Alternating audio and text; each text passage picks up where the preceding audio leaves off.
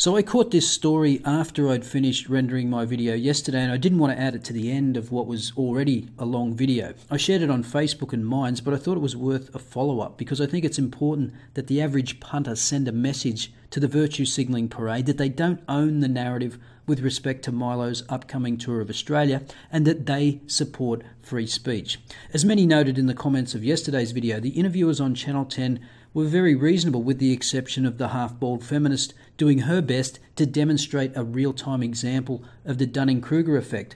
But Channel 9's report did their best to support the comments of newly elected Premier and Chief Virtue Signaller of Western Australia, Mark McGowan. Here's the clip. Madam, I'm grateful to you for coming, but to be quite honest with you, your feelings.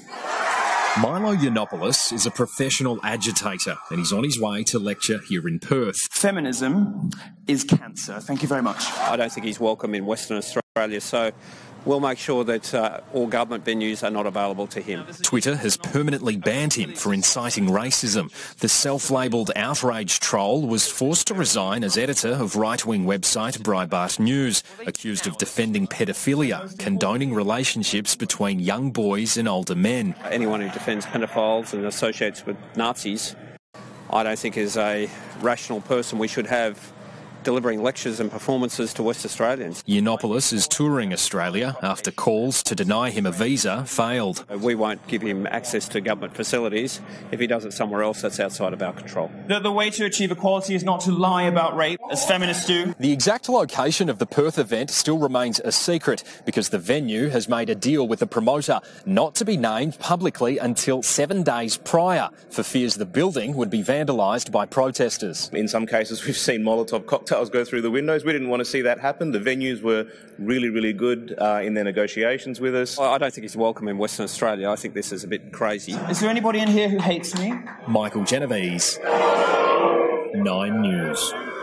Ah yes, bring out the big guns. MILO defended paedophiles and associates with Nazis. Yes, MILO made some unfortunate remarks about gay relationships between adolescent males and men, but the idea that he defends or condones paedophilia is really ridiculous. He's actually helped expose paedophiles as a journalist in the past. And yes, we know MILO consulted alt-right sources and some that could be considered neo-Nazis when he wrote his guide to the alt-right in 2016. But I don't think it's such a shock that MILO would have consulted the people he was writing about, which included some neo-Nazis. And whatever the relationship MILO had with the alt-right then, he's by no means their favourite today, especially since he's now married to a black guy.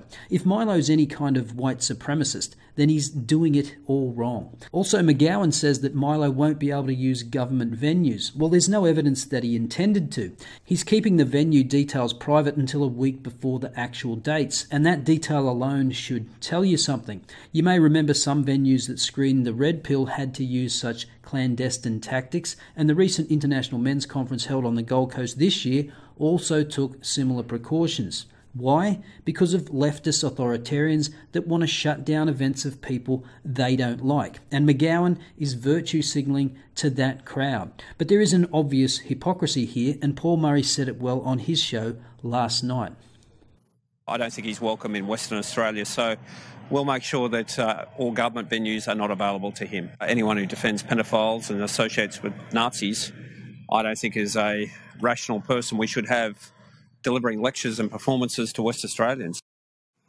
Well, Premier, I look forward to your denouncements of visiting radical Islamic preachers who use government facilities like universities to tell Sheilas to sit over there and blokes to sit over there. I look forward to your denunciation of visiting academics that are turning up at Australian universities that say, don't talk to white people. I won't hold my breath because I don't even think Houdini would be able to last that long. What nonsense. So as I said at the beginning, I think it's important to send a message to the West Australian virtue signaller-in-chief that many Australians don't like being told who they can and can't listen to at venues that are funded by their tax dollars. And you can do that by contacting Mark McGowan's office, details in the description.